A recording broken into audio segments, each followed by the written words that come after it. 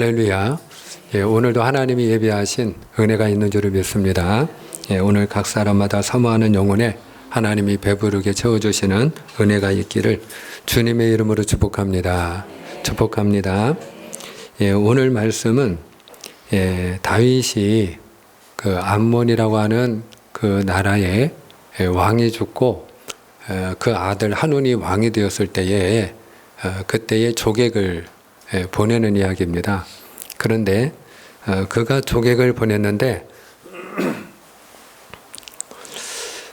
그 순수성을 의심을 합니다. 그리고 그 문상을 온 나라의 사절단이자 조객인데 그들의 수염을 깎고 그 암몬 자손의 왕 한운이 그 조객들의 그 옷을 궁둥이가 이렇게 드러나게 그 중동 불기까지 그 옷을 잘라가지고 그들을 모욕을 해요.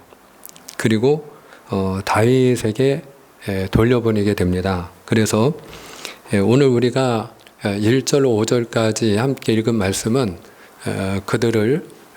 그들이 모독을 해서 다윗에게 돌려보내는 이야기로 끝이 납니다만은 우리가 그 다음 이야기를 보면 전쟁이 일어나게 되고요.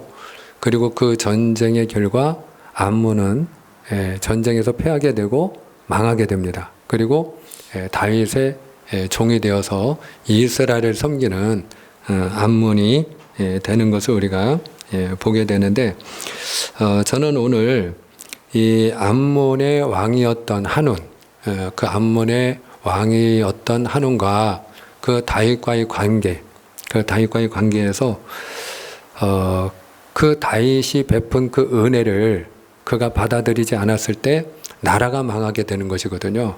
그래서 오늘 이 시간 저는 다윗과 한운의 관계를 통해서 오늘 하나님과 우리의 관계도 마찬가지다.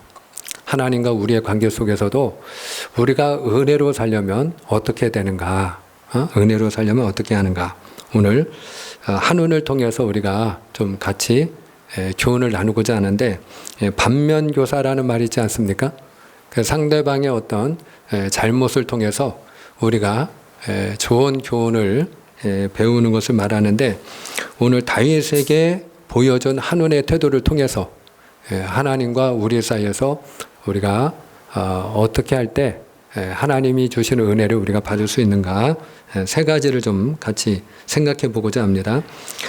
먼저 우리가 1절과 2절을 같이 한번 읽기 원합니다. 자, 오늘 본문 말씀 1절과 2절입니다. 다 같이 시작.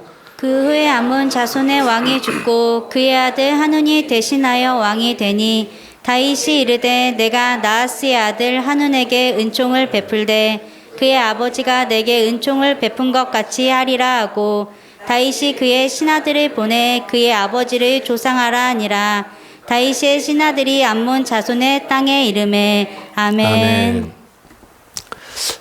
여기 보면은 그 암몬의 왕이었던 그 나하스가 죽음을 맞이하게 돼요.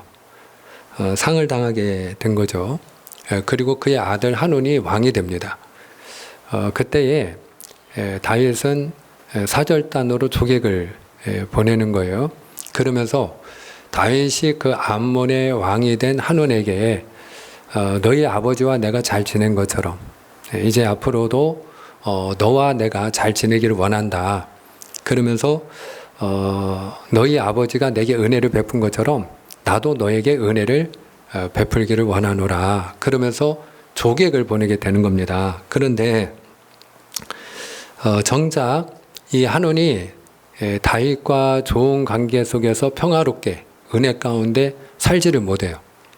말씀을 드린 것처럼 그는 그 조객들을 모욕하게 되고 그리고 그 일로 인해서 전쟁이 일어나게 되고 한운은 나라를 잃게 되거든요. 그리고 그 백성들은 이스라엘의 종이 되는 겁니다. 그러면 오늘 이 사실을 통해서 우리가 은혜로 살기 위해서 하나님 앞에서도 우리가 은혜로 살기 위해서 우리가 해야 할 일이 뭐냐. 첫째는 하나님이 주시는 은혜를 우리가 거부하면 안 된다 하는 거예요. 하나님이 주시는 은혜를 겸손함으로 사모해야 된다는 겁니다. 한번 따라합니다. 은혜를 겸손히 사모하자. 아멘입니까? 하나님께서 우리에게 은혜를 베풀고자 하실 때에 그 은혜를 거부하는 사람이 있고 그리고 겸손히 받아들이는 사람이 있거든요. 그런데 하나님은 어떤 사람에게 은혜를 주시느냐?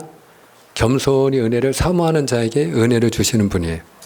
오늘 이 다윗의 경우도 마찬가지거든요.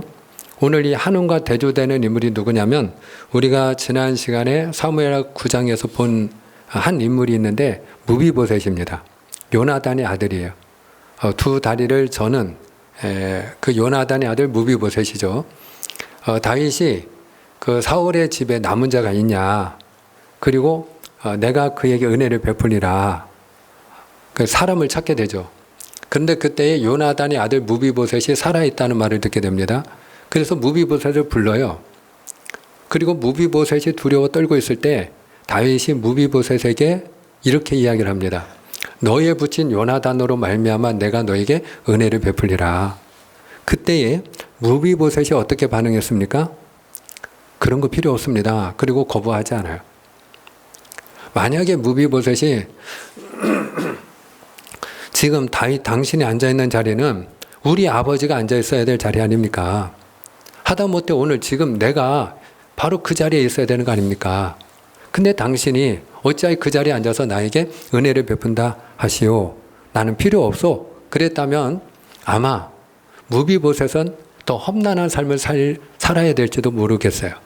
그런데 그 다윗이 내가 너에게 너에 붙인 요나단으로 말미암아 은혜를 베풀기 원한다 라고 이야기할 때에 무비보셋은 내가 무엇이 간데 죽은 개와 같은 저를 돌아보시나이까 그러면서 그 다윗이 베푸는 은혜를 그가 겸손하게 받아들이는 거예요. 그랬을 때 그의 할아버지 사울 왕이 소유하고 있던 모든 밭을 그가 도로 차지하게 되고요. 그리고 그는 왕자 중에 한 사람과 같이 예루살렘 궁궐에서 다윗과 함께 식탁을 함께하는 그런 영화를 누리게 되는 줄 믿으시길 바랍니다. 그러니까 무비보셋은 은혜를 베풀 때에 그걸 거절하지 않았어요. 그런데 오늘 암몬의 왕이 된 한운의 경우에는 다윗이 그에게 은혜를 베풀고자 할 때 네가 뭔데? 그리고 그가 어떻게 해요? 마음이 교만하여 그 은혜를 거부하지 않습니까? 호의를 거절하지 않습니까? 그때에 전쟁이 일어나고 그리고 그 나라는 망하게 되는 것을 우리가 알 수 있어요. 하나님 앞에서도 똑같다. 하나님은 오늘 우리에게 은혜를 베풀기 원하는 줄 믿으시길 바랍니다. 그런데 하나님이 내게 은혜를 주시기를 원하는데 그 마음이 교만한 사람은 됐다는 거예요. 우리가 전도를 할 때 하나님은 당신을 사랑하십니다. 그래서 하나밖에 없는 아들 예수님을 보내주셨습니다. 그분을 믿기만 하면 우리가 오늘 죽어도 하나님의 나라 천국에 들어가는 겁니다. 예수 믿고 구원 받으세요. 그러면 마음이 교만한 사람은 어떻게 반응하죠? 그런 천국이 있으면 당신이나 가라고. 난 안 가도 된다고. 나는 사양하겠다고. 그렇게 얘기를 해요. 나는 됐다는 거예요. 여러분, 하나님께서 아무리 그 사람을 천국으로 하나님이 인도하기를 원하시고 그를 받아주기를 원하셔도 그래서 그 하나밖에 없는 아들 예수님을 내어주기까지 하셨다 할지라도 그래서 우리에게 구원을 베풀기를 원한다 하실지라도 우리가 아니요, 나 필요 없는데요, 나는 됐는데요, 그런 거 소용없는데요, 그러면 그와 같은 사람에게는 하나님이 주고자 하시는 천국의 은혜가 임할 수가 없는 거예요. 오늘 하나님이 우리에게 은혜를 베풀기를 원하실 때 저와 여러분이 겸손히 은혜를 사모하는 자가 되어질 수 있기를 주님의 이름으로 축복합니다. 예수님이 그 두루와 시돈 땅을 거니실 때예요. 그때 한 가나안 여인, 우리가 수르보니게 여인으로 성경에는 또 소개가 되어 있는데요. 그 수르보니게 여인이 예수님에게 찾아옵니다. 그리고 예수님에게 간청을 해요. 예수님, 제 딸이 흉악한 귀신이 들렸습니다. 제 딸 좀 살려주세요. 그때에 예수님이 야박하게 말씀을 하세요. 내가 이스라엘의 잃어버린 집 이외에 그 잃어버린 이스라엘의 집 이외에 내가 다른 곳에 번임을 받지 아니하였다. 그때 이 여인이 한 번 더 매달리게 됩니다. 예수님, 그러지 마시고 제 딸 좀 살려주세요. 제 딸이 흉악한 귀신이 들려 너무나도 고통 가운데 있습니다. 그리고 제 딸 좀 살려주세요. 그리고 매달리는 거예요. 그때 예수님이 아주 굉장히 매몰차게 말씀을 하세요. 자녀의 떡을 취하여 개에게 던짐이 마땅치 아니하다. 이 얼마나 모욕적인 이야기입니까? 그런데 이 여인이 예수님이 그 말씀하실 때 주님 옳습니다. 주님의 말씀이 맞습니다. 그러나 개들도 주인의 상에서 떨어지는 부스러기를 먹나이다. 그리고 이야기할 때 주님께서 그 여인의 딸을 고쳐주신 줄 믿으시길 바랍니다. 그러니까 오늘 우리에게 필요한 게 뭐냐? 은혜를 구하는데 이 수르보니게 여인이 부스러기라도 줬사오니, 부스러기 은혜라도 구할 때에 중요한 건 뭐냐? 그 여인이 소원하는 그 딸의 병이 고침받았다는 거예요. 할렐루야. 중요한 건 여러분, 우리가 하나님이 우리에게 큰 은혜를 주시든 작은 은혜를 주시든 오늘 내가 가지고 있는 문제가 해결되는 일인 줄 믿습니다. 중요한 것은 우리가 하나님의 은혜를 구할 때 그분이 우리가 가지고 있는 그 문제가 어떤 문제든지, 건강 문제가 됐든 아니면 재정 문제가 됐든 자녀 문제가 됐든 부부 문제가 됐든 그것이 어떤 문제가 되었든지 간에 하나님이 해결해 주신다는 거예요. 오늘 저와 여러분이 겸손히 하나님의 은혜를 사모하고 구할 수 있는 그런 저와 여러분이 되어지기를 축복합니다. 두 번째로 우리가 하나님의 은혜로 살려면 의심하지 말아야 됩니다. 여러분 3절 말씀 우리가 또 같이 읽기 원하는데요. 우리가 3절 함께 읽습니다. 시작. 아몬 자손의 관리들이 그들의 주 한운에게 말하되 왕은 다윗이 조객을 당신에게 보낸 것이 왕의 아버지를 공경함인 줄로 여기시나이까. 다윗이 그의 신하들을 당신에게 보내 이 성을 엿보고 탐지하여 함락시키고자 함이 아니니까 아니. 아멘. 자, 여기 보니까 다윗은 호의를 가지고 은혜를 베풀기 위해서 말 그대로 그 암몬 족속과 잘 지내기 위해서 그 아버지가 상을 당했을 때 조객을 보낸 건데, 그런데 지금 한운의 경우에는 그 다윗의 저의를 어떻게 해요? 순수하게 받아들이지 않아요. 의심하는 거예요. 그 옆에 있는 신하들이 왕이시여, 그가 정말로 왕의 부친을 생각해서 그래서 조객을 보낸 것이라고 생각을 합니까? 당신의 부친을 공경하여 조객을 보냈다고 생각을 합니까? 그래서 문상을 왔다고 생각을 하는 겁니까? 정말로 그렇게 생각하십니까? 그렇지 않습니다. 다윗이 왜 조객을 보냈겠습니까? 그것은 이 땅을 염탐하고 그리고 이 땅을 함락시키기 위함이 아니니까. 결국은 우리를 먹기 위해서, 이 나라를 침략하기 위해서, 그래서 염탐꾼으로다가 조객을 보낸 것이라고 의심을 하는 거예요. 한마디로 그 다윗의 호의를 그리고 그 진정성을 의심했을 때 전쟁이 일어나고, 그리고 암몬은 전쟁에서 패배하고 나라를 잃고 종이 되는 거예요. 언제요? 의심했을 때. 사랑하는 여러분, 우리가 사람과 사람 사이에서의 관계도 마찬가지인데요. 의심할 때 불행해집니다. 한번 따라합시다. 의심할 때 불행해집니다. 이 아무리 사랑하는 부부 사이에서도 서로 사랑하고 좋아서 결혼을 했어도요, 함께 살아갈 수 없을 때가 있어요. 그게 어느 경우냐? 서로 의심할 때예요. 아내가 남편을 의심하는 의부증에 걸리고, 또 남편이 아내를 의심하는 의처증에 걸리게 되면, 그러면 의심이 그 사이에 끼어들게 되면요, 같이 살아가기가 어려운 거예요. 더불어 살기가 어려운 거예요. 그때부터 그 가정 불행해지는 거예요. 지난 주간에 한 여인이 그 자기 남자친구를 그 살해한 혐의로, 그 살해한 그 일로 인해서 그 법정에서 30년 중형을 받았어요. 그 일이 여러분도 아는 분들은 다 아시리라 생각하는데 부천의 그 링거 살인 사건이에요. 링거 살인 사건. 그런데 이 이야기가 어떻게 된 거냐면 자기가 사귀던 남자친구를 이 여인이 링거액을 이렇게 주사를 맞춰갖고 영양제를 주사 놓는 것처럼 해가지고 그 마취제를 그 사람이 죽음에 이르도록 그렇게 과다 투약을 해가지고 사망에 이르게 한 사건이에요. 그러면 둘 다 30대 초반에 그런 선남 선녀인데 서로 사랑해서 함께 이렇게 동거하면서 지내는 가운데 결혼을 꿈꾸고 있던 두 남녀 사이에서 왜 이런 일이 일어났느냐? 그 가장 중요한 이유가 있는데 그건 의심이에요, 의심. 이 여자는 그 남자의 모든 걸 다 알아야 돼.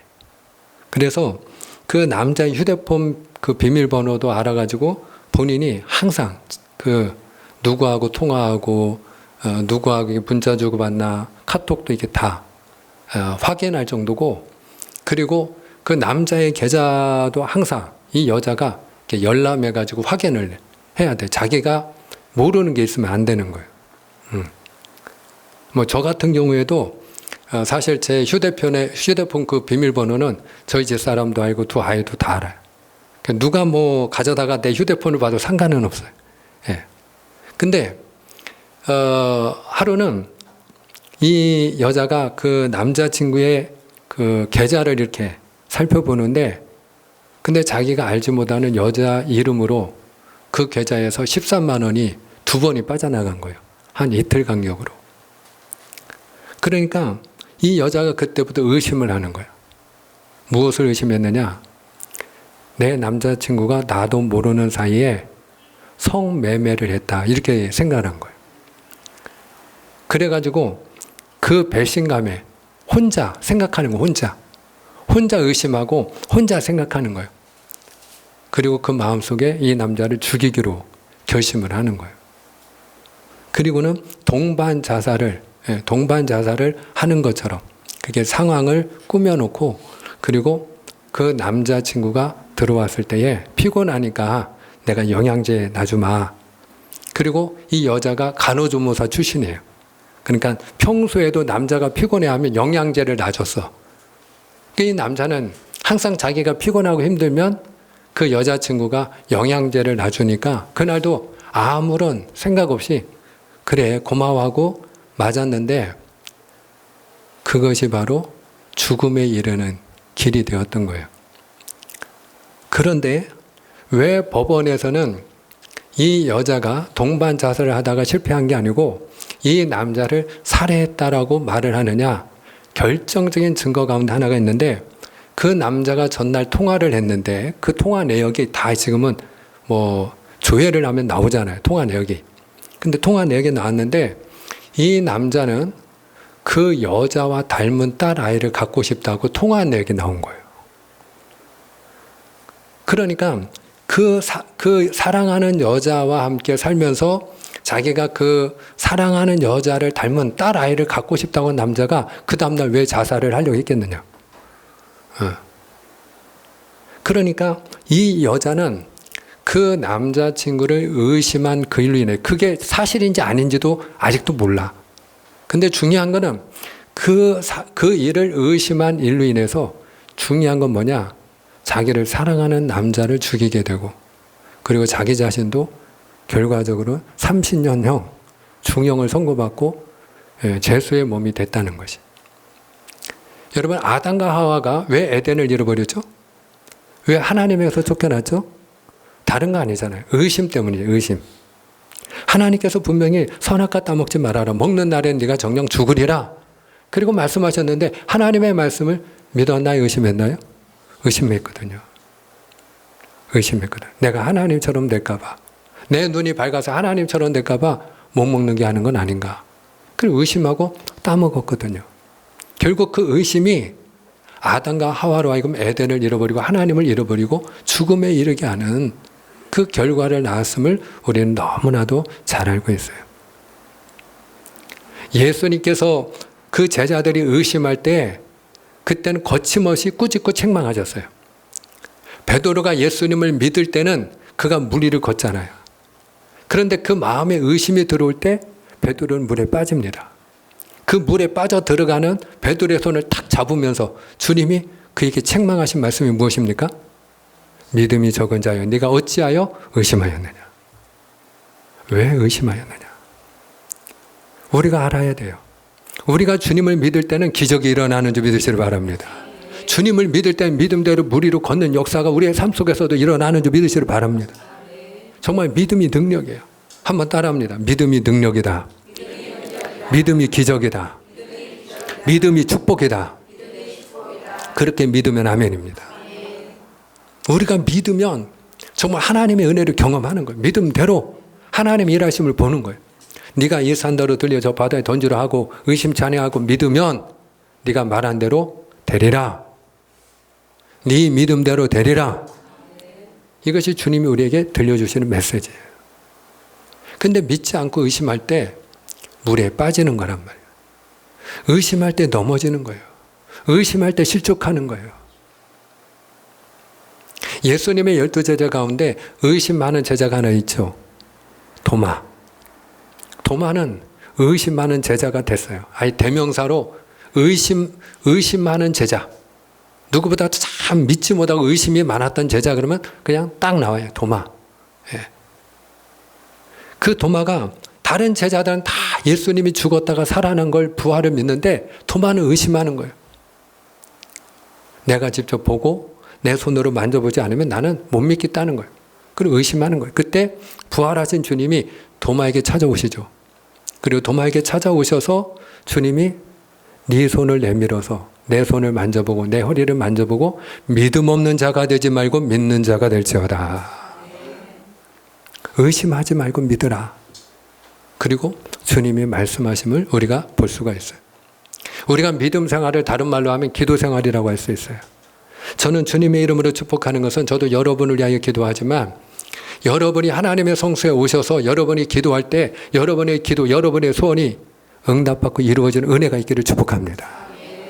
이 기도 응답은 너무나도 놀라운 축복이에요. 우리 사랑하는 고영문 집사님이 이렇게 함께 예배에 참여해서 얼마나 감사한지 몰라요. 왜냐하면 우리 함께 기도했던 분들은 아시잖아요. 우리가 하나님 앞에 기도할 때 우리 고영문 집사님이 하나님이 치유하시고 회복시켜 주셔서 함께 예배할 수 있게 하여 주옵소서. 우리가 그대로 기도한 건 맞죠? 우리가 그렇게 기도했잖아요.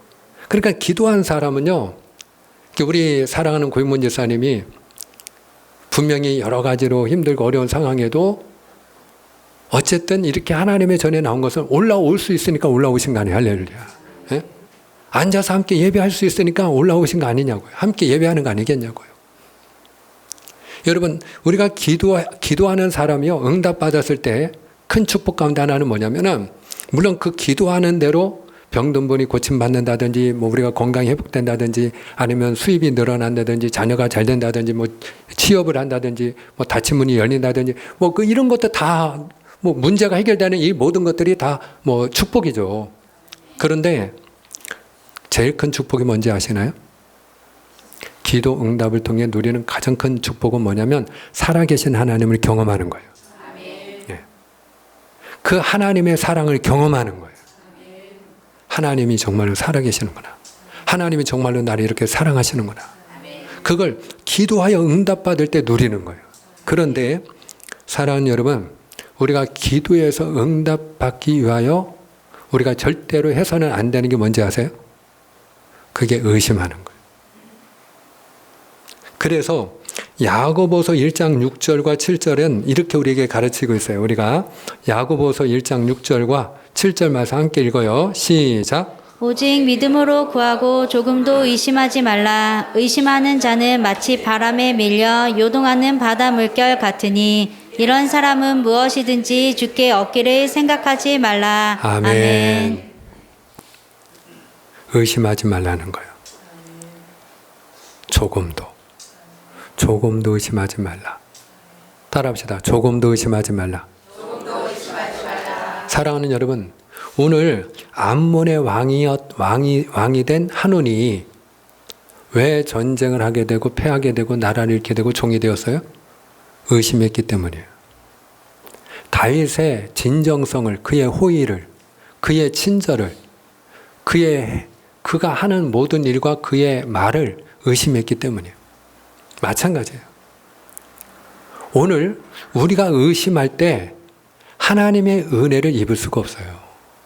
우리가 하나님을 의심하면 내가 기도한다고 정말 될까?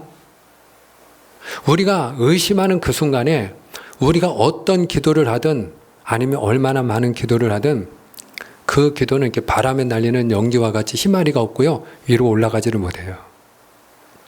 흐트러지는 거예요. 오늘 분명히 야고보서는 우리에게 말씀하여 주기를 조금 더 의심하지 말지니라. 의심하는 자는 마치 바람에 밀려 요동하는 물결과 같으니 그와 같은 자는 무엇이든지 죽기 얻기를 생각하지 말라. 아무것도 얻을 수 없다는 거예요. 의심하면 응답은 없다는 거예요. 사랑하는 여러분, 오늘 저와 여러분이 은혜로 살기 위하여 의심하지 않기를 축복합니다. 그리고 우리가 은혜로 살기 위해서 세 번째로 중요한 게 있는데 그게 무리하면 안 됩니다. 무리하면 안 돼요. 자, 오늘 4절 말씀 우리가 같이 보기 원합니다. 오늘 말씀 4절입니다. 시작. 이에 한운이 다윗의 신하들을 잡아 그들의 수염 절반을 깎고 그들의 의복의 중동볼기까지 자르고 돌려보내매. 아멘. 얼마나 무리한 행동입니까? 사절단을, 그것도 자기 부친이 상을 당하여, 응? 자기가 상을 당한 거예요. 부친 상을 당한 거예요. 그래서 조객을 보냈는데 우리가 뭐 부친 상을 당했을 때 또는 모친 상을 당했을 때 상대방이 내가 평소에 좋아하지 않던 사람이라 할지라도 평소에 뭐 친하게 지내지 않았을 뿐만 아니라 평소에 이렇게 감정이 좋지 않았던 그런 불편한 관계에 있던 사람이라 할지라도 그가 문상을 오면 우리가 어떻게 하나요? 쫓아내나요? 반갑게 맞이하죠. 와주셔서 감사합니다. 그리고 우리가 그 조객을 환대하지 않습니까? 근데 오늘 한온의 경우에는 그렇지 않았어요. 한온의 경우에는 자기 부친이 상을 당해서 그래서 문상을 온 조객이고 그것도 나라의 사절단인데 그들의 수염을 자르고요. 그리고 그 중동 불기가 드러나도록 그 엉덩이가 드러나도록 그 옷자락을 잘라가지고 그래서 모욕을 줘서 돌려보냈어요. 이게 얼마나 무리한 행동입니까? 그가 이렇게 무리하게 나왔기 때문에 전쟁이 일어났던 거고요. 그가 이렇게 무리하게 나왔기 때문에 결과적으로 그는 나라를 잃게 되고요. 이스라엘의 종이 되는 거예요. 하나님 앞에서 우리가 은혜를 입는 것도 마찬가지예요. 우리가 하나님의 은혜를 입기 위해서는 하나님 앞에 무례해서는 안 되는 줄 믿으시길 바랍니다. 하나님 앞에 무리하게 굴면 안 돼요.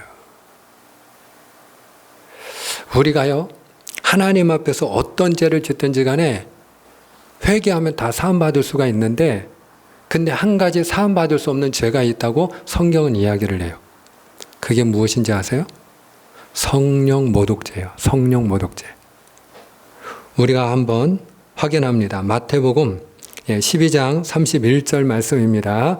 우리 한번 같이 확인합시다. 시작. 그러므로 내가 너에게 이르노니 사람에 대한 모든 죄와 모독은 사하심을 얻되 성령을 모독하는 것은 사하심을 얻지 못하겠고. 아멘.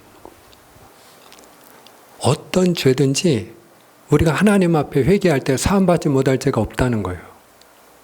그런데 이것만큼은 너희가 사함받을 수 없다라고 말씀하고 있는 성경이 들려주는 죄가 있어요. 가장 무서운 죄가 있어요. 그게 무엇이라고요? 성령 모독죄예요. 성령을 모독하는 죄. 우리가 사무엘상 함께 강해를 하고 지금 사무엘하를 보고 있죠. 자, 그런데 그 그 사무엘상에서 제일 먼저 등장하는 제사장이 한 사람이 있어요. 사무엘을 키운 사람이죠. 그의 이름이 엘리 제사장입니다. 엘리 제사장. 그런데 그 엘리 제사장에게 아들들이 있어요. 아들들이 있는데 그 첫째와 둘째 아들이 홈리와 비느하스입니다. 근데 그 홈리와 비느하스가 아버지의 대를 이어서 그들이 제사장으로 해막에서 봉사를 했는데 그들이 결과적으로 어떻게 되었죠? 그 두 아들이 블레셋과 이스라엘의 전쟁이 일어났을 때 하나님의 법궤를 가지고 나가게 되는데 하나님의 법궤를 빼앗길 때 그 자리에서 전쟁터에서 죽음을 당했어요. 그런데 성경은 그게 우연이 아니고 하나님의 심판이라고 이야기해요. 그러면 하나님이 왜 제사장의 두 아들을 치셨을까? 그 이유를 우리에게 성경은 구체적으로 들려주고 있어요. 그 홈리와 비느하스가 하나님 앞에 제사를 드릴 때 그 제사를 돕는 그 일을 하게 되는데 그들이 하나님 앞에 제사를 드리면서 백성들이 하나님 앞에 제사를 드리게 할 제물을 가지고 오면 소가 됐든 양이 됐든 그 제물을 하나님 앞에 드리기도 전에 어떻게 하는 거예요? 자기가 먹고 싶은 거 그냥 쿡 찔러 가지고 가져가는 거예요. 어떤 때는 그 고기를 삶으려고 하면 야, 그거 그냥 내가 생고기 먹고 싶으니까 오늘은 내가 고기가 구워 먹고 싶거든? 그러니까 그거 나한테 넘겨. 그리고 하나님 앞에 먼저 드린 바 되어져야 될 제물이 성경을 보면 율법이 그래요. 어떤 경우든지 먼저 하나님 앞에 그 제물이 드려지고 그리고 하나님 앞에 올렸다가 이렇게 내려온 제물 가운데서 그 제사장이 먹을 몫이 정해져 있거든요. 누가 우선이냐? 하나님이 우선이에요. 할렐루야. 예. 모든 일의 우선순위는 하나님께 두어야 될 줄 믿으시길 바랍니다. 근데 홈리와 비느하스가 자기들이 필요하면 먼저 가져다가 먹는 거예요. 필요하면 먼저 그냥 뺏어가는 거예요. 뿐만 아니라 성전에서 함께 봉사하는 여인들과 잠자리를 하고 그들의 삶이 문란했어요. 성소에서 하나님의 제물을 빼앗고 탈취하고 성소에서 그들이 여인과 잠자리를 하고 그것을 성경은 어떻게 표현했는지 아십니까? 그들이 여호와를 멸시하였더라 이렇게 얘기해요. 하나님을 멸시한 건 맞지요? 하나님 앞에 올려져야 될 거룩한 제사를 그들이 모독한 거예요. 하나님의 이름을 모독하는 거예요. 그것을 여러분 성경은 어떻게 이야기하느냐? 그게 바로 성령 모독이다 이렇게 이야기하는 거예요. 그래서 우리가 하나님을 예배할 때 우리가 예를 갖추고 마음을 다해서 우리의 전심으로 영으로 하나님을 예배해야 될 줄 믿으시길 바랍니다. 그러니까 하나님 앞에 우리가 무리하면 안 돼요. 예. 하나님을 모독하는 행위를 하면 안 돼요. 우리가 무리하면 하나님의 은혜를 입을 수 없어요. 맺고자 합니다. 오늘 다윗과 한온의 관계를 통해서 우리가 그 한온이 잘못한 일을 반면교사로 삼아서 하나님과 우리 사이에서 우리가 은혜로 살기 위해서 우리가 꼭 힘써야 될 세 가지, 기억해야 될 세 가지가 있어요. 첫째는 뭐예요? 은혜를 거부하면 안 된다. 하나님이 주시는 은혜, 하나님이 우리에게 은혜를 주기를 원하시는데 주여 은혜 주시옵소서. 한번 따라하죠. 주여 은혜 주시옵소서. 사모하는 자에게 은혜가 임한다는 거예요. 할렐루야. 사모하는 자가 은혜로 사는 줄로 믿습니다. 두 번째는 의심하지 말라는 거예요. 의심하지 말라. 하나님이 오늘 우리에게 행하고자 하는 하나님의 뜻, 하나님의 생각, 하나님의 계획, 하나님이 하시는 일들을 의심하지 않게 되기를 바랍니다. 예, 의심하지 말라는 거예요. 의심하면 죽기 얻기도 생각하지 말라는 거예요. 아무것도 은혜는 없다는 거예요. 믿으라는 것이에요. 세 번째는 우리가 은혜를 얻기 위해서, 은혜로 살기 위해서 하나님 앞에 무례하면 안 된다는 거예요. 무례하면 안 된다. 오늘 저와 여러분이 하나님 앞에서 마음을 다하고 정성을 다하고 겸손히 하나님을 섬기는 자가 되어 하나님의 은혜로만 살아가는 그런 저와 여러분이 되기를 주님의 이름으로 축복합니다. 축복합니다. 기도하겠습니다.